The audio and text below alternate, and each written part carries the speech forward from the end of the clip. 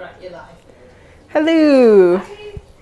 All right, as per usual, if you could all let us know if you can hear us, that would be excellent.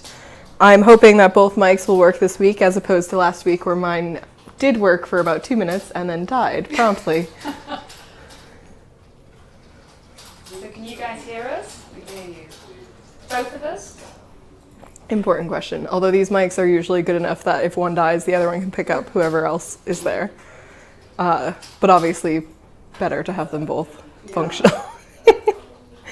Well, one person can hear us, that's great. Excellent. That's all we need. I'm always louder, it's just because I'm American. I'll try to speak louder. It used to be worse when this was a closed-off room, because then my voice would just echo off the walls. Not good. All right, well, it sounds like everything is working fairly well. So first on, I have Lesleyann, who I thought would be a great person to come on and talk about the new features that we excitingly added on Wednesday. Hey. It's our first feature build, which I feel like not only the fans, but all of us have been eagerly waiting for. Yeah, definitely. It's nice to put something out there that's not just bug fixes.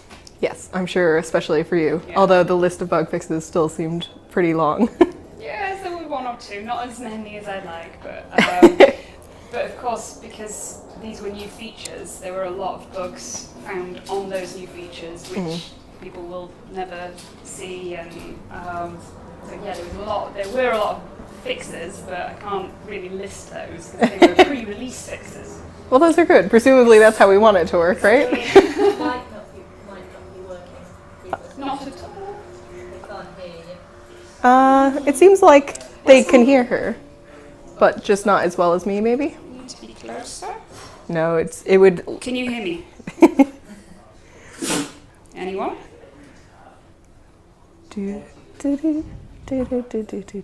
That's my elevator music for this. Well, how about I get closer to Hayley?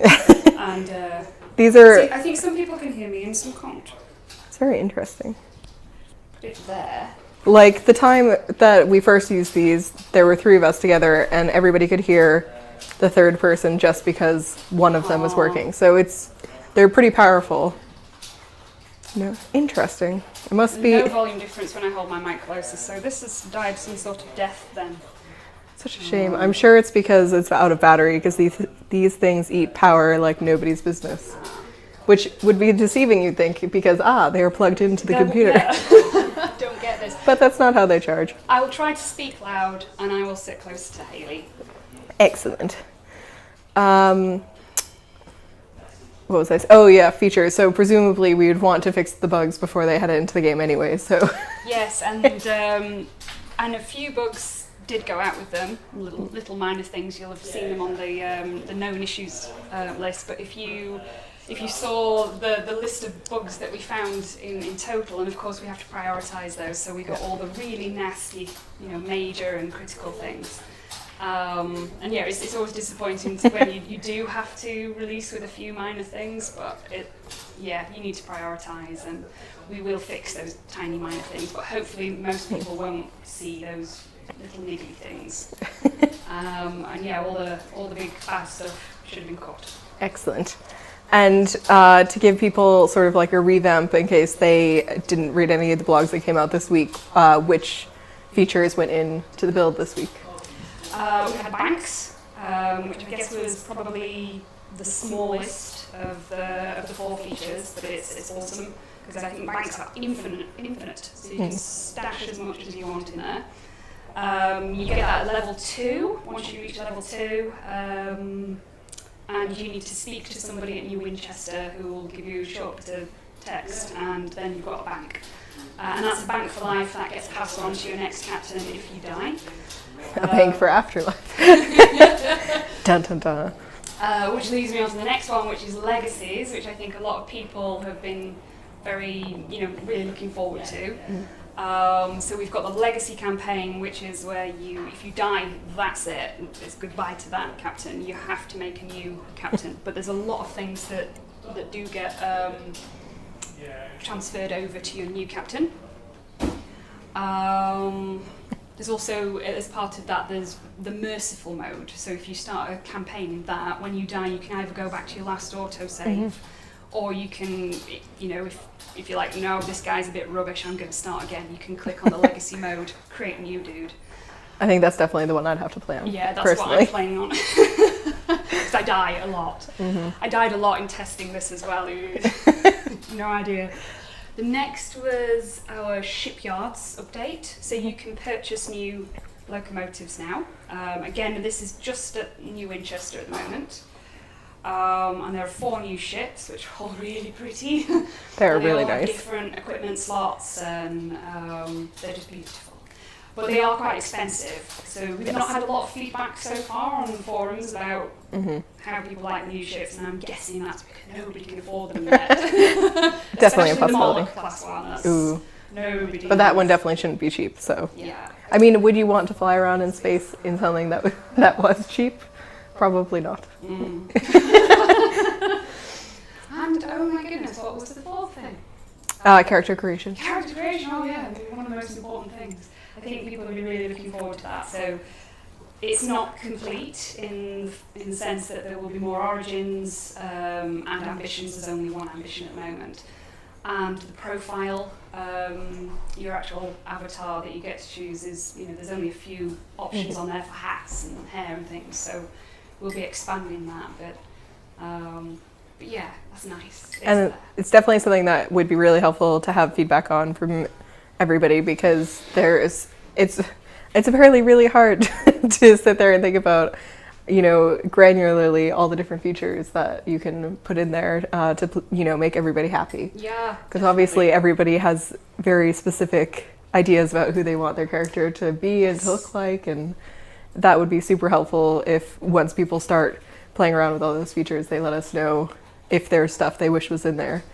Yes, please. And I did start a thread on both our own Failbetter Games forums and on the Steam forums about character creation. Just let me know your thoughts. So it's all in one place, and then I don't have to go searching everywhere for your thoughts on character creation, how it works, is it user friendly, and yes, as Hayley says, what other options would you like to see in the profile?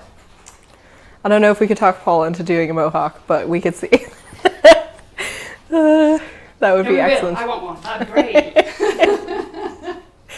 You just wouldn't be able to wear any like proper helmets, though. I feel like the typical astronaut-esque, sort of all-encompassing.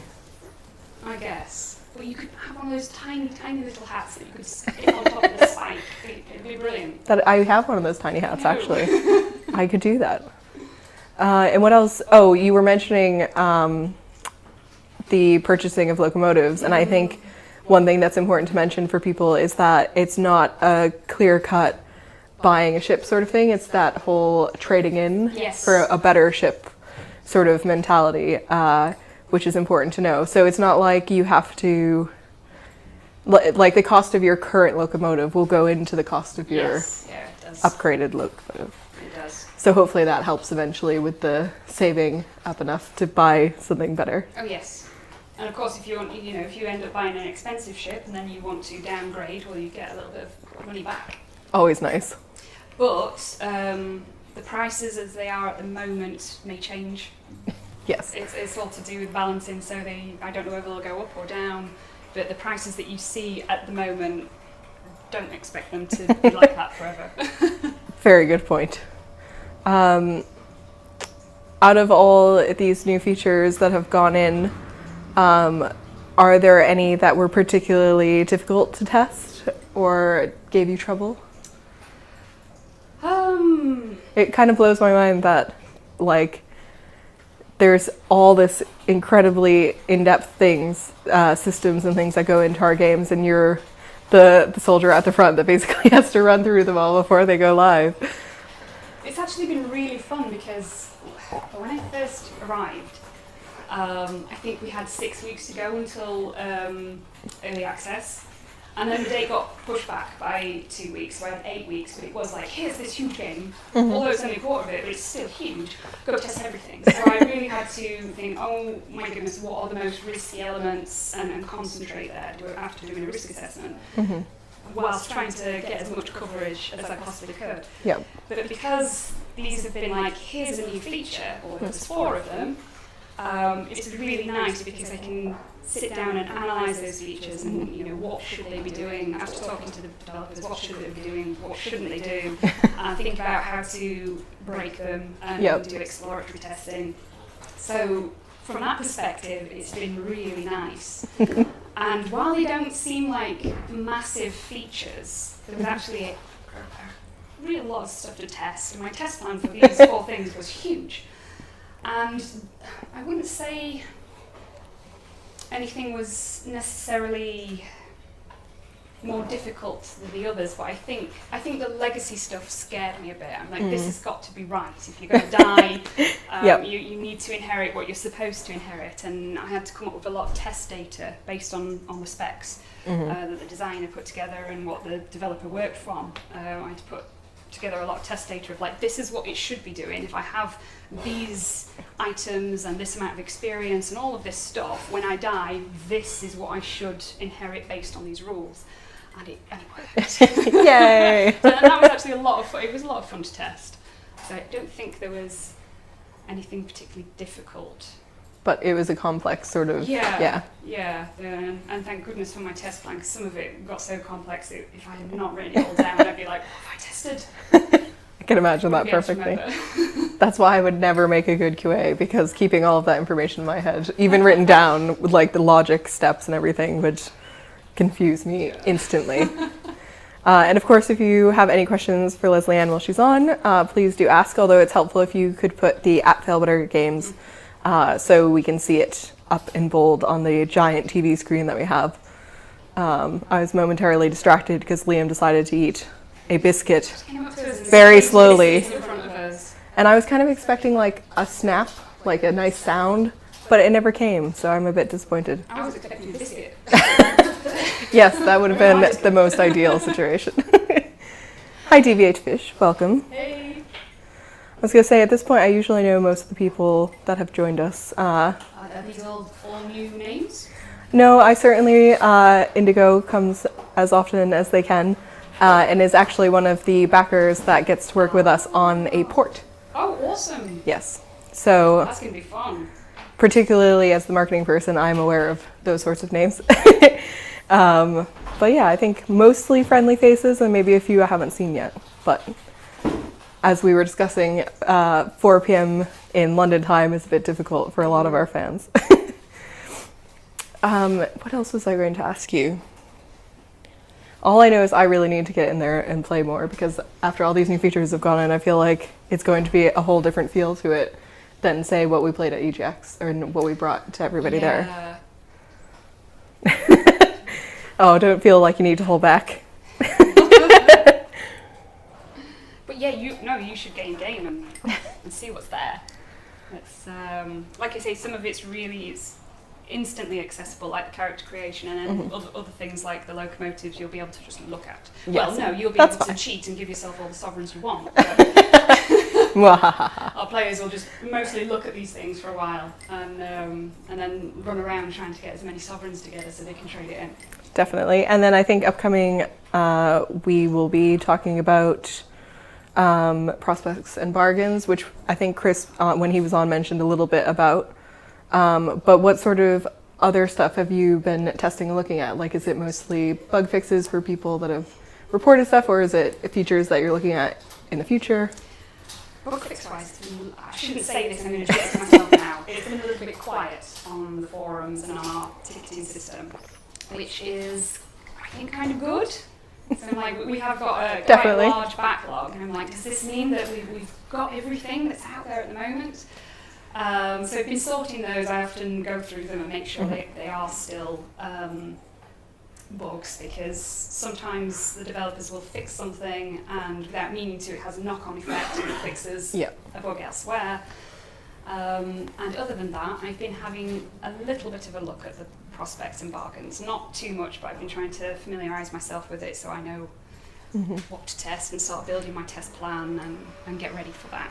It sounds really interesting. I think we're going to actually do like a whole vlog.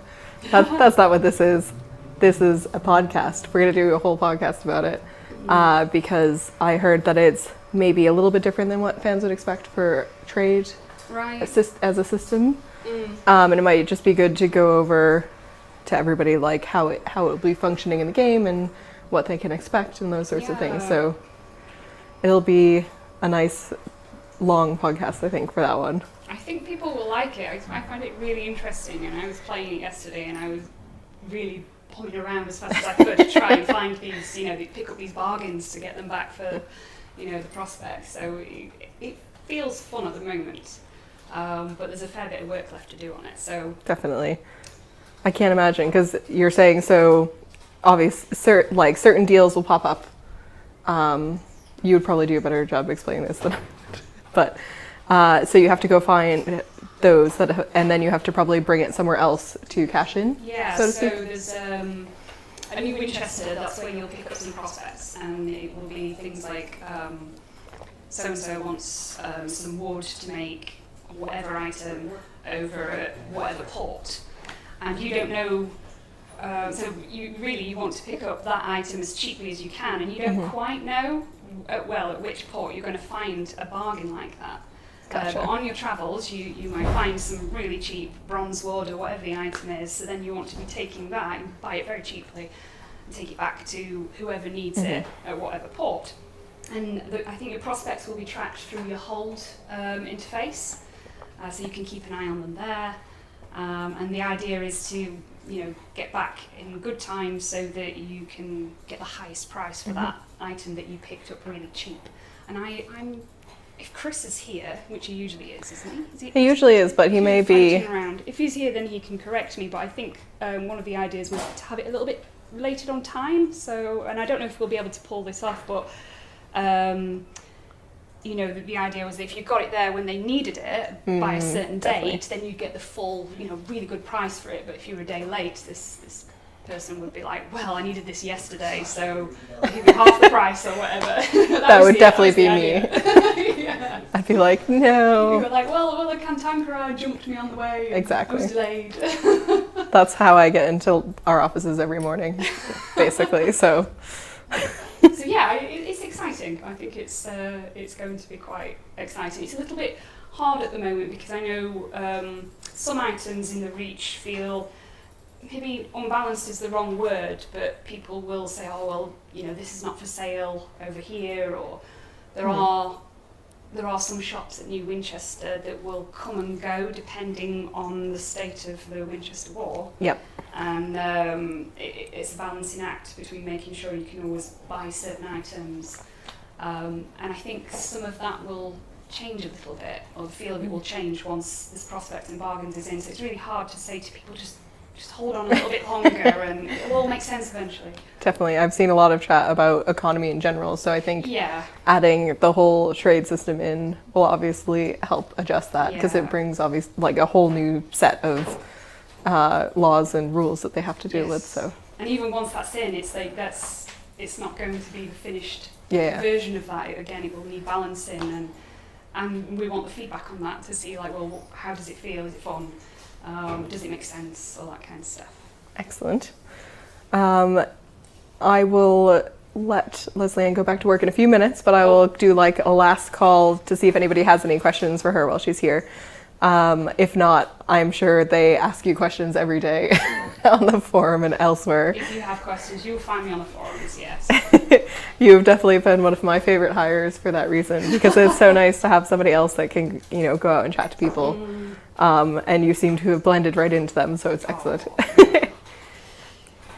Nice one. My only problem with early access is I don't want to burn myself out the game before it's even finished. I get that. Definitely. I get that. And I think I would think, or as a player, I would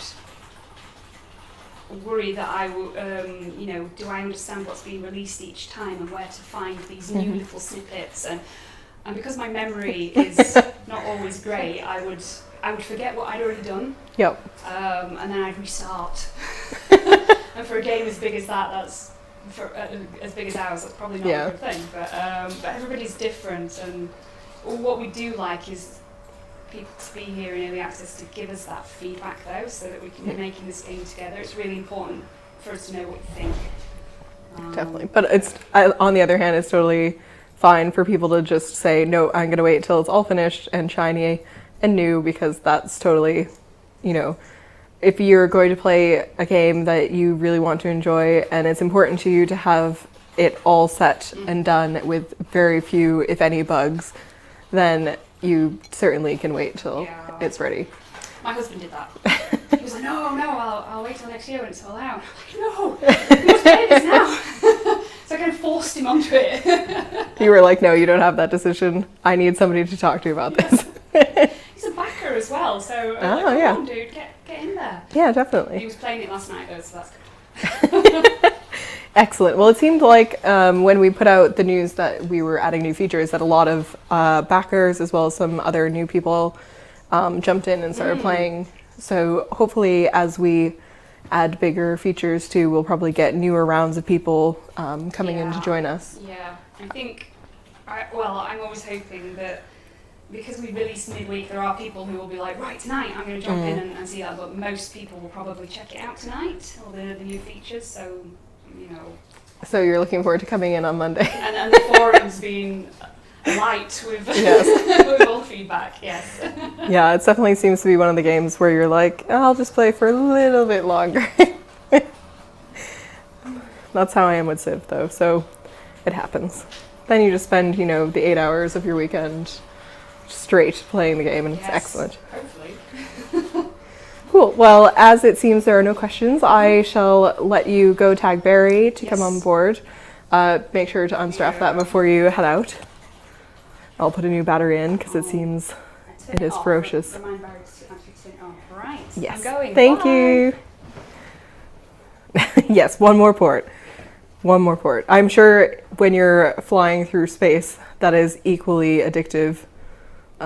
Especially just the general scope of how much bigger Sunless Skies is. Hello, Barry. Come sit here. Feel free to move the pumpkin out of the way. And if you grab the mic, we're pretty sure it's not working. However, turn it on anyways, just for How do you fun. turn it on? You switch it from red to green. Yep. And then you can just pin it on your shirt. But my mic apparently is working, they tell me, so you should be able to be heard through my mic anyways. You can tell them the technology though, can't you? And then you help turning on a microphone. Well, yeah, normally we poke Mac because he's the only seemingly audio guy. But so it's a hidden magical art. It doesn't matter if you're actually a tech person or not. Luckily, the both of us managed to figure out the switch. That's fine. Yes, good shirt choice, as Indigo says. I'm on brand, yes. Excellent. I hope it was planned that way. It was actually. I was looking through my t-shirts this morning. Is this or Overwatch? And I thought, don't want to give Blizzard any more advertising. They've got enough. So. Perfect. So basically, as I'm the one who goes through all of Lottie's lovely sprint cards to find out what people have been working on for the sprint vlogs that we do every other week, I know that you have been working on quite a lot. Yes, not all of it I'm allowed to talk about. That's okay. That leaves a little bit of mystery. It's top secret until next Wednesday, I think. Yes, and then we'll be going more. And that, to give you guys a bit of insight, is all about how we're handling procedural generation. And I'm sure we'll have Barry come back on to talk about it after we've done a lovely detailed blog post about it. But it's certainly something we've been focusing on for a while and really trying to nail down to get it right. So when we explain it, we want to make sure that everybody is following along. Could have been really vague about it, because there was some sort of new secret thing, and then, people would be guessing for ages. I'm pretty disappointed. You say that, but one time Lottie said there was a secret marriage going on, and nobody seemed to bring it back up again. So A secret marriage? yes, What is this? It's very secret. I didn't even know about it. exactly. It was a few months ago. Huh. Nobody ever asked again. So it depends all on the level of mystery. No, weddings aren't mysterious enough. Yes, no, definitely not. The things I can talk about are trading, although I think there's been a bit of talk about that already. I'm currently working on discoveries, so this is making the world a bit more populated. Mm-hmm. So these are things you'll just sort of randomly come across as you're sailing around. They might be just a bit of extra loot. It might be a little bit of extra loot, some useful supplies, or it might be something terrifying. Probably terrifying. Given our it's all games, about yeah. content, but you know what content is like, so they'll probably come up with new ways to terrify and kill the players. Yeah, they give me repeated nightmares. And with discoveries, is there anything similar in Sunless Sea, or is this a new feature to Sunless Skies? It's sort of, we had something like it in Submariner, where things would appear when you dived, and this was sort of your encouragement to dive to get to places. So you have this risk of being underwater in famously unfriendly waters, but you'd also sort of find stuff occasionally. We're definitely making them a bigger part of it now, and more of them, and just hopefully making things a bit more unexpected. You know, if you go from port to port, you expect to see the same enemies and the same things on the sea, whereas we want to mix it up a bit. Yep, sounds good. And you were also saying that you've been working with the prospects and bargains. That always gets me tongue-tied because I mostly just want to say trade, but that's our name for it. P's and B's. Yes. I was going to ask because as it's quite a broad system, because you have to travel through many different parts of the world, how have you been working with somebody, for example, like Chris, who is doing the content portions? Like, do you just you get a list of tech tasks that you go through and do, or do you have to work closely with the people that are writing sort of the content for these? Yes. Excellent. So I was given a list of tasks. So the prospects of bargains were actually implemented by Mac originally, I believe. There was a bit of feedback. You know, we implement stuff and then we realise there's stuff which could be changed. So he gave me a list of feedback. Mm-hmm. This was mostly sort of giving more information. So bringing out trade goods on the port, a bit more information about what your prospects need. And also guides say when there's a new prospect coming up. Okay. So he asked for that, and then I implemented it, and I sort of went back and said, I'm doing it this way, is that the right way to do it? And then there's sort of a back and forth there. Okay. So, you get tasks, but the tasks, that thing about plans not survive in contact with the enemy. Yep. We don't really have an enemy, but our plans don't tend to survive contact with the reality. An excellent way of putting it. So it's sort of a free-form way of doing it. We have a goal. This is our way of sort of getting to that goal. Doesn't fix it. And then just a bit of finessing, playing around. So we're just trying to make things a bit easier for the player. So, playing around with prospects and bargains, we saw people getting confused about certain things and just making those clearer. And would you say this type of trading system is similar to things they've seen in other games, or even Sunless Sea, or is it a newer take on it? I'm trying to remember what games I played with trade in them. I'm not a trader. If there's a game fit to do trading, you're just like, nah, not interested. It's, I don't really know what to compare it to. So I don't know how much you talked about it before, but we've just mentioned it in bits and pieces, but feel free to reiterate anything. So the prospects are sort of side quests, almost. You need to get a certain good and take it somewhere where it's needed. So it's a lot more structured than some sort of trading games where it's all about buying stuff and then just trying to find the right place to sell it. The bargains are a bit more like that. So the bargain is that something's happened which has resulted in a good plummeting in price. Yep. Surplus of tea or whatever, sort of tea. And you can buy that and you can sell it somewhere else, or if you're planning things out, you can sort of use that to get even more profit out of the bargain. So I think we're giving the players a lot more information. Like some of the trading games I've played, it's sort of a bit opaque about why stuff costs certain things, and I quite like it because it's kind of clear. I know if I can get this there, I know I can sell it there for a profit. Yep. And stuff like that. Sounds good. I am also not much of a trader when I play games. But I think specifically that's what we were aiming to make a new exciting system for trade because of that reason, because I feel like we had a discussion about how a lot of players kind of push it off to the side when they're playing a game. So how do we make it more intertwined with what's going on in our game and make it a bit more exciting for everybody? And give it lots of stories as well, because we're good at those. That's why I think, I'm sure Chris will come on at some point later once it goes in game to chat about the content side of things, but I'd imagine that's quite complex because it must have to link to, whatever port the bargain is in, or...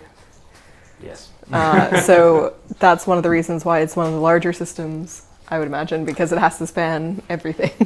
It's, definitely one of the larger ones. Probably not as large as the AI system, but that's my baby, so I'm going to talk about it. As you have every right to. You're on the right chance with that. I appreciate the pun. Oh yeah, I forgot. But Olivia's here now. I feel like the last time you were on, Olivia wasn't here, so you got away with a lot of puns. I thought of that too. I usually limit myself to about one each time. I'm glad that that's a conscious decision. Well, I know that the fans would beat me up. Well, it depends. You never know. I have a reputation for puns. It's very true. Got my job here, so I keep saying. I need more coffee. And besides the top secret thing that you're working on, is there anything else that you can tell us about? I can't remember, because I've been working on a few different things. Every time I check what you're working on, it seems like you're just like you have a hand in every pie of the Sun in the Skies bakery. Bit of a mixed metaphor, but I do. I was picturing tentacles coming out of the pies, but then it got very weird. Tentacles and lots of pies. Yeah, it'd be a very strange bakery, the Failbetter bakery. But yeah, it seems like setting up a restaurant, calling it unaccountably peckish. Excellent. What's office coffee like? Delicious. Really? Yes, because Sam has made sure that we buy like a very particular type of coffee. I was about to say, because Sam didn't have good things to say about it yesterday. Oh really? But now Oh no. that we have his coffee, it's better. Yes, because he didn't have he had to use the regular building coffee, which is definitely subpar to the Failbetter coffee. How many cakes can you make from mushrooms? Depends on the size of the mushrooms. Very true. What else I've been working on now? Must be other stuff. Because to give you a bit of information about what Lesleyann and I were talking about the new features that went in. So there's banks, the engine yards, which it's so hard not to call shipyards, but they're engine yards. The character creation, obviously, and then legacies. Yes, I did quite a bit of work on the legacies. So it's good to see those in, and hopefully people don't mind dying quite so much now. Well, surely they were expecting to die a lot. It's just now that they're a bit more respected for dying. They don't lose quite so much. I was a player at some Sea. I didn't actually work on it, but the way you got kicked back to the beginning occasionally made me rage quit. So I quite like this idea of being able to keep more of your stuff. So I quite like the idea of it all going horribly wrong and you sort of dying and being thrown back to the main port, because a lot of good stories come out of that. I've had some incredibly stupid deaths in Sun in the Sea. Haven't we all? I lost half my crew to some mushrooms on an expedition. Then my ship was too slow to outrun a shark. And my strategy for the whole game has been a very big engine, just accelerate past anything, so I just got completely destroyed by it. You'd think without most of your crew, your ship would run faster. Big ships, big people. Wasn't that big a ship. I don't even think I made it very far outside of London when I first played Sun in the Sea, so I'm sure it was even worse than that. But yeah, the legacy system is something that's been quite fun. I quite like the idea of stories that are going to unravel across multiple playthroughs. I think that's going to keep people engaged a lot more. It's one of the features I'm quite excited by. Ports like I think we talked about Titania, right? The, Yeah. Cash has certainly talked about Titania. Bees. He likes his bees. So Titania, it's one of those things where you're not being thrown all the way back to the beginning each time. And yeah, it's going to be interesting how those unravel. Because despite working on the game, I'm still very excited to actually play it because I don't actually see a lot of the content when testing it. I've seen a lot of new Winchester because I've been spending a lot of time new Winchester fighting people. Yep. But I haven't actually docked there and talked to people yet, so it's going to be good to investigate the other bits of the game when it's actually out instead of just constantly fighting the scry spinsters over and over again. Definitely. I think Hannah, when she returns, which is happening soon, hooray, on Halloween. Oh, Yes. That's on brand. Which is a great day to return to a Failbetter office. We're talking about having like a proper sit-down day where we just play Sunless Skies, because even though we're working on it constantly and, you know, I'm writing about all the development blogs, it is a rare moment when you get to sit down and actually just play as you would play any other game. I was at EGX, well, we all were at EGX a few weeks ago, and I was watching someone play, and I saw a report I'd never seen before. Content had just added it when I wasn't looking. They're sneaky like that. I sort of nearly leaned over to my shoulder and thought, wow, that's awesome.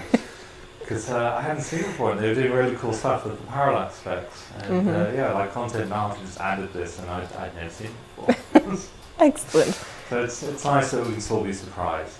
Yes. There is most certainly Failbetter office tea, because I would say a majority of people here drink tea. Certainly Kira, who is manning the computer of this podcast, is an avid tea drinker and received an Advent tea calendar. Yes. That's pretty cool. So I think that probably, I mean, we obviously have regular good old-fashioned British tea, but we also have an assortment of other flavored teas. But we should definitely, Indigo says that they would love your Advent tea calendar. We certainly should have our own tea. That would be exciting. We did have a massive bag of tea bags, and then when that ran out, we haven't actually... Yeah, that's true, and Barry's not exaggerating. It was like this big. How long did it take us to finish? I think it was... Over a year. Was it over a year? Maybe less than a year. 2 offices. I don't think it made it to this one. No, Yeah. it didn't. I think we thankfully let it stay. I know it was finished at that point. We had a big ceremony about it. So one of our interns, who has now sort of got hired on his last day, said, I didn't make you any cups of tea, so to make up for that I brought some tea bags, and bin bag basically of tea bags. That's a very appetizing way of advertising it. Small bin. Although now he's responsible for our coffee as well, so he's switched sides. Ooh, yeah. He knew the way into our hearts, and then he went back to his own. I'll try and trust him with coffee. He's a turncoat. Oh God. Turn Ooh. beverage. You can make your own blends on Adiago teas. I shall check that out for reasons. Yes, exactly. Do any... my words are so much... Until Friday, can't you? I feel like I have created half a sentence in my brain, and then my mouth decides to switch the sentence halfway through is basically what's happening. But I was going to say, are there any questions for Barry? Because he is an excellent person to ask about the mechanics in Some of the Skies and death and all sorts of things. So Death in the game. not in real life. Yeah, I'll ask a priest. It's, But other than that, so like we said, we'll be going into more detail about how we're changing the procedural generation within the game to make it feel less empty next week, so you can be prepared for that. And then after that, I think we'll be doing the prospects and bargains. I think we'll probably want to do another blog as well as a podcast for that, just to make sure everybody's questions are answered. I don't know what the current release plan is, but I think those will be coming out at sort of around the same time, the new prop gen stuff and the prospects and bargains. That'll be a nice big update. Another reason why I also have difficulty saying prospects and bargains, because every time I start saying it, I want to finish with procedural or proc gen. B's and B's. Yeah. That's And then, different type of B's and what Cash talks about. indeed. How do you set or tune deadliness? in the game? Deadliness or deadness? 'Cause deadness is Boolean. It's either you're dead or not. That's deadliness. That is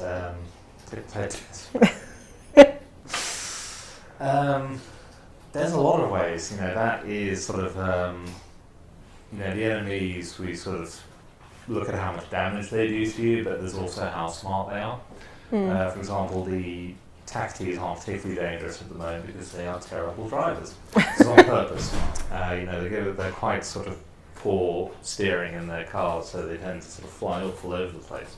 Excellent. Whereas the Scry Spinsters are very dangerous because they're agile and they stick to you. And they're actually quite smart. We've had a few players say they're actually quite scared of them because they can tell that we've improved the AI and they're sort of trying to flank you and occasionally kiting you at a distance. That would be terrifying. Which was, a lot of people saying that they found them terrifying and deadly, which is great because I coded all that AI. And then there's all the things which can kill you when you're in port. Things that make you go crazy, things that kill your crew. Is it possible to feed a Scry Spinster? It is. I've done it a few times, mostly cheating. But I know Les has done it. Yes. She is very good at the games.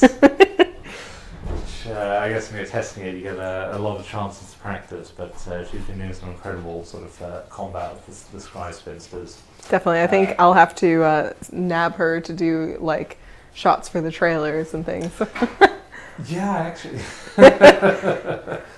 This is what you get from devs. Yeah, I cheat a lot, and occasionally I accidentally check in the cheats. At one point when I was testing AI if everything kept blowing up while I was trying to test what they were doing, I reversed all the damage. So all the bullets actually healed people, and this nearly went out instead. Oh my god. That would be very bad. So people commented the enemies are suddenly much harder to kill. That's why we have a QA. To check. Tactics erratic movements make them pretty tricky. Yeah, that is sort of on purpose because we tune the AI, but we can also tune kind of their physics, how good they are at accelerating, decelerating, steering. And we've got some quite fun results out of making things that aren't particularly good at steering. You get some interesting maneuvers out of them. Legacy death option. We're going to be changing the map soon. Just you wait. Dun dun dun. Yeah, but I would imagine, particularly like within the Reach, there will still be many a familiar thing for them. It's more about the actual placement of those things, correct? Yes, you're going to see the same ports, perhaps in a slightly different way, seeing as they appear upside down, so on occasionally now. But also a lot more stuff. Seeing what the art department have done, it's really cool. I'm not allowed to talk about, but I saw them flying over the sort of result of a battle, sort of all this debris fading off into the distance, which was pretty awesome. Like visual storytelling. Yes. Basically. And, That just jogged my memory for something. It's totally gone now. Friday is such a cruel mistress. Oh well. Yes, I can confirm it is possible to kill a Scry Spinster. I think it's been done by the players before. Yes, it is definitely difficult, and I'd imagine, each region that we put into the game will have, a varying degree of difficulties for creatures that you have to battle. Yes, it's going to be interesting to see what they come up with for the Blue Kingdom. Oh, that's what I was going to say. Part of making the world feel fuller will also be the discoveries that you were talking about. So, yes. And later on, we're also going to be adding something called spectacles, which are slightly similar to discoveries, but slightly different. I am so good at describing things. A bit more terrifying. Scale overlap. Yeah, that is fixed. Cool. But it's sort of fixed in the new PropGem branch. We work on branches, so we have sort of one feature being worked on by one dev, another on a different branch, and then we combine them, and it typically all goes wrong.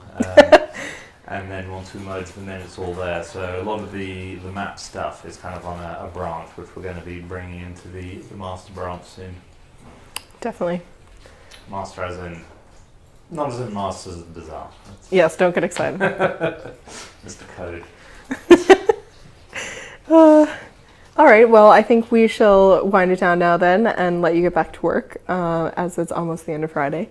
So thank you for coming on and having a chat with us again. No problem. Thanks for having me. I hope you can hear me with this mic. Oh, I'm sure these mics are like, they would pick up Kira if she talked. Hi. Oh yes, Mr. Pennies. Maybe they've been reading my lips the whole time. That would be very good. Although there'd be a delay, it'd be very, I don't know, that would confuse me. It's All right. impressive. How many lip readers we've got out there?